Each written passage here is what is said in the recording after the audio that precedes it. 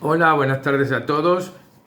Me alegro mucho de poder volver a encontrarme con ustedes en esta semana para continuar con el tema que estábamos desarrollando. Primero espero que se encuentren todos bien de salud y de ánimo y preparándose para enfrentar el invierno que oficialmente empezó el día de ayer.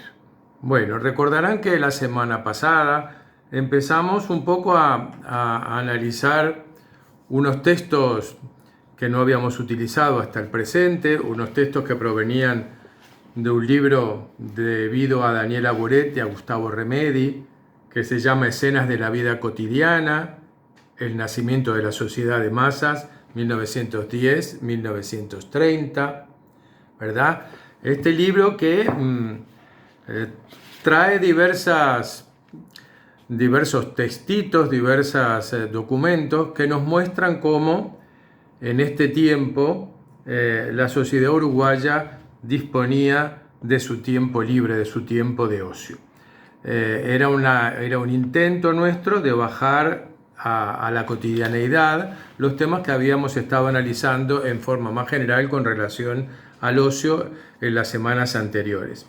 Hoy vamos a continuar con esta temática, sobre todo refiriéndonos a algunos elementos que son muy interesantes también. Nosotros dijimos hace un tiempo, cuando empezamos a analizar el tema del ocio, que el ocio que se conquistó y que empezaron a disfrutar todas las familias montevideanas a partir de la segunda década del siglo, no era cualquier ocio, sino que era un ocio connotado por diversos cruces que provenían de lo religioso, de lo político, de lo ideológico.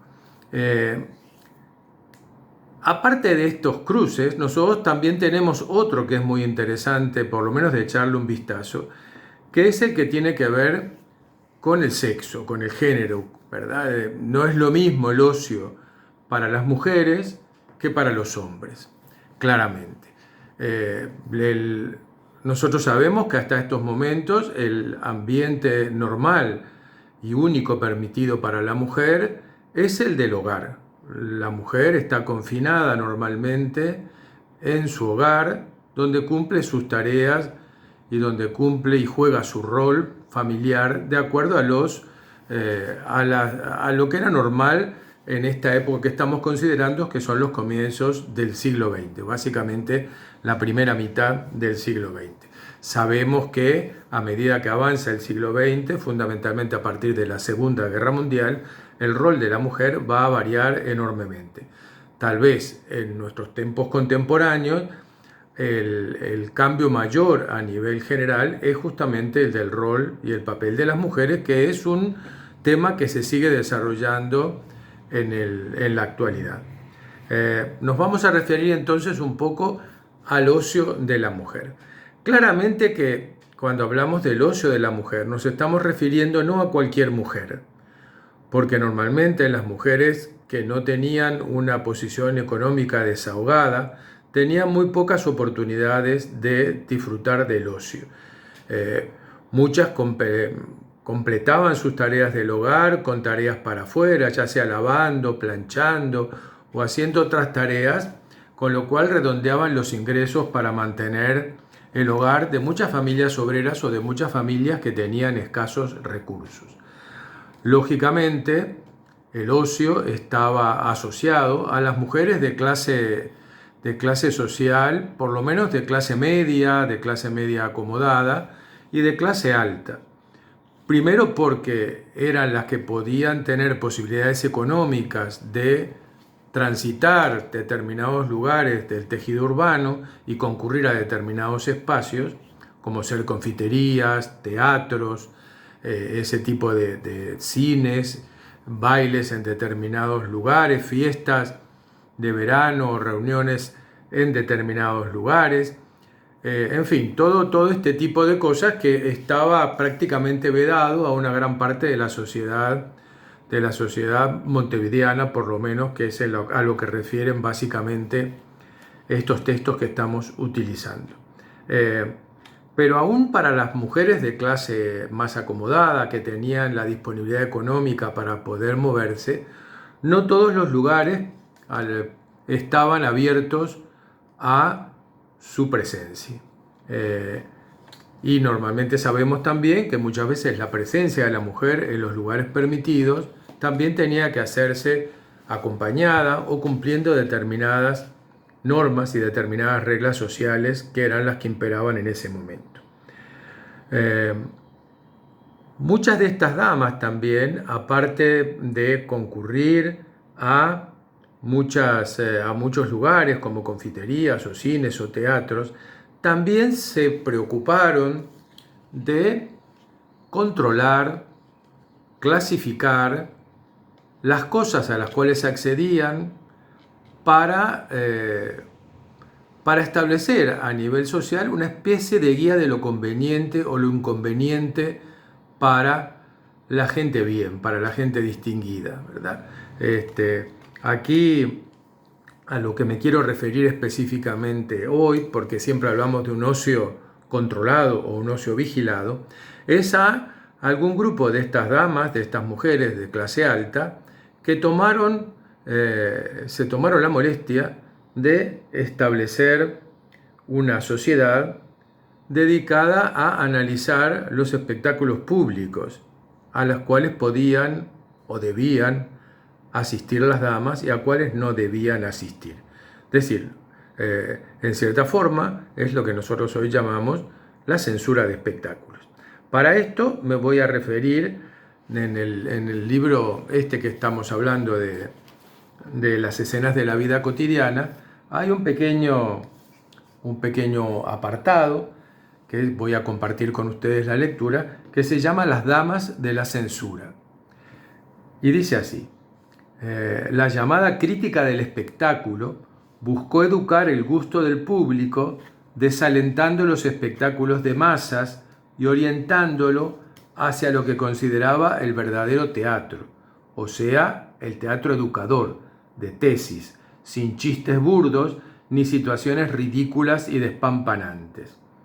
Estas pequeñas adjetivaciones del teatro, ¿verdad? Educador, de tesis, etc., proviene de un escritor, Luis Varela, que en el 2003 escribió un libro que se llama Fantasmas de Montevideo, en el cual repasa muchas de estas cosas de principios del siglo. Entonces, nos dicen también que el género revisteril, llamado también picaresco, dio motivo a encendidos debates acerca del desnudo artístico, mediante el cual, desprendiéndose de sus prendas más íntimas, las actrices sin pudor realizaban una invitación a la lujuria. Las notas de Luis Rosende también es el autor de un libro que se llama Curioseando y Comentando. Data de 1926, no está editado, o sea que solamente se puede consultar en los repositorios de archivos, ¿verdad? Pero este hombre escribió muchos comentarios y curiosidades de las épocas estas de los años 20. Y entonces esto que yo les voy a leer ahora proviene de la pluma de él. Entonces dice así: las notas de Rosende, cargadas de juicios de valor, revelan bajo el velo de la crónica los ejes de las tensiones morales de la época. Y Rosende dice así: en los escenarios teatrales hasta el resto de pudor ha desaparecido. No nos percatamos de que la obscenidad desbordada conduce irremisiblemente al hastío. No transcurrirá mucho tiempo sin que nos envíen de París el desnudo masculino, artístico se entiende, y entonces el nuevo espectáculo podrá ser para mujeres solas. Estamos casi a un siglo de los clubes de strippers y de los espectáculos de stripper para las despedidas de solteras y cuántas cosas hemos visto en los últimos y actuales tiempos. Pero estas cosas de alguna manera, como ven, están planteadas ya hace un siglo.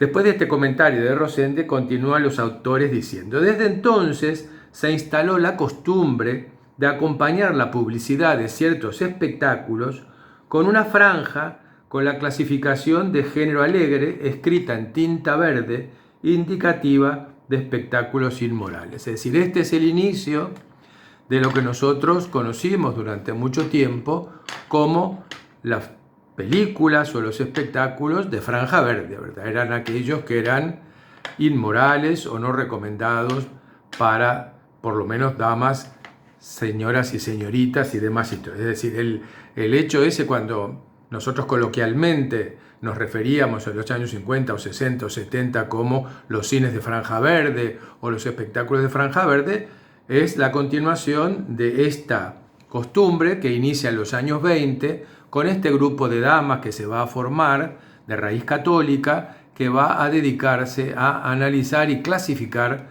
los espectáculos que se brindaban en Montevideo.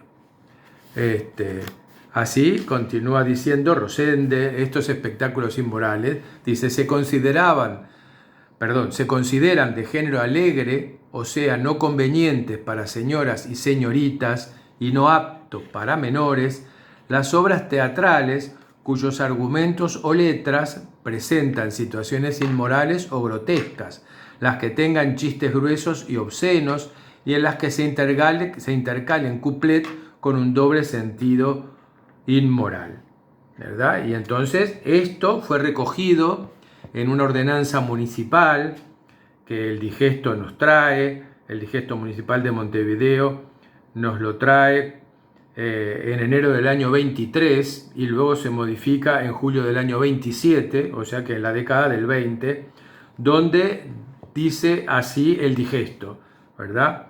El artículo específico, que es el artículo 1551, que se dedica a las obras teatrales. Y dice así: el anuncio de toda obra teatral considerada del llamado género alegre deberá ir precedido en los carteles de anuncio y programas de una franja impresa en la que en gruesos caracteres de tinta verde se lea la frase no apta para menores, ¿verdad? Es decir, que la franja no era verde, sino que eran las letras las verdes, pero luego esto se naturalizó para todos nosotros como espectáculos de franja verde, ¿verdad? Que desde los años 20 estuvieron entonces recogidos por nuestra legislación municipal. Y continúa el texto diciendo, bueno, aparte de ser objeto de críticas individuales, el mundo del espectáculo también dio pie para la protesta y la movilización organizada. Tal el caso de la enérgica protesta de un sector de damas que buscó defenderse contra lo que consideraron un ataque al pudor.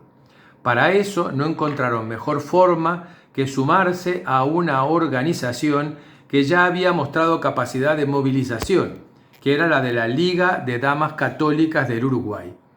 Quedó así constituida la Comisión de Censura Teatral, cuyo objetivo fue la calificación de las obras a representarse en Montevideo. Velar por la moral amenazada no suponía la prohibición de representar las obras que ellas consideraban inmorales. Y a texto expreso dicen estas mujeres, eso, la prohibición de estas obras, dicen ellas, eso sería atacar los derechos ajenos. Lo que hacemos es llenar los teatros cuando las obras nos gustan y dejarlos vacíos si los repertorios son malos. Las damas buscaban hacer valer su peso en tanto consumidoras, ya que decía, las empresas teatrales que quieran ganar dinero en Montevideo tienen que presentarnos repertorios decentes porque de lo contrario se funden, ¿verdad? El informe presentado en agosto de 1910 por la presidenta de la Comisión de Censura, la señora Laura Carrera de Bastos, indica que de las 2.000 obras que habían escrutado, 350 fueron tachadas de inmorales. Unos años más tarde, todavía estas fueron compiladas en un manual cuya intención manifiesta era advertir al público acerca del tenor de determinadas obras.